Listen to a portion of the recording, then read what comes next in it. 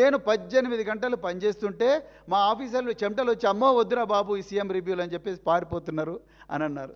మీరు 18 గంటలు రివ్యూ ఏం చేస్తున్నారో రేవంత్ రెడ్డి గారు మాకు తెలియదు, కానీ మొత్తం తెలంగాణ అంతా గంజాయి గంజాయి గంజాయి, ఎక్కడ చూడు గంజాయి. నిన్న మేము సంజీవయ్య నగర్ పోయినాం.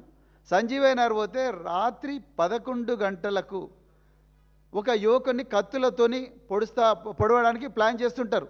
11:28 ఆ యువకుడి తల్లి డయల్ 100 కాల్ చేస్తుంది. ఇక్కడనే మీరు కూర్చున్న డయల్ 100 కాల్ చేస్తే 11:28కి డయల్ 100 కాల్ చేస్తే 12:30 పోలీసు వాహనం వస్తుంది.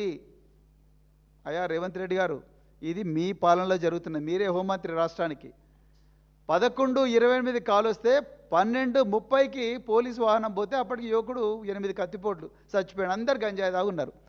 అక్కడ ప్రజలు ఏం చెప్తున్నారంటే, సార్ ఇంతకుముందు ఎప్పుడు ఈ పరిస్థితి లేదు, తెలంగాణ అంతా కూడా గంజాయి వ్యాపించింది, అందుకొరకు ఈ గంజాయి బారిన నుంచి తప్పించుకోవడం కోసం మేమే సీసీటీవీ కెమెరాలు పెట్టుకున్నాం.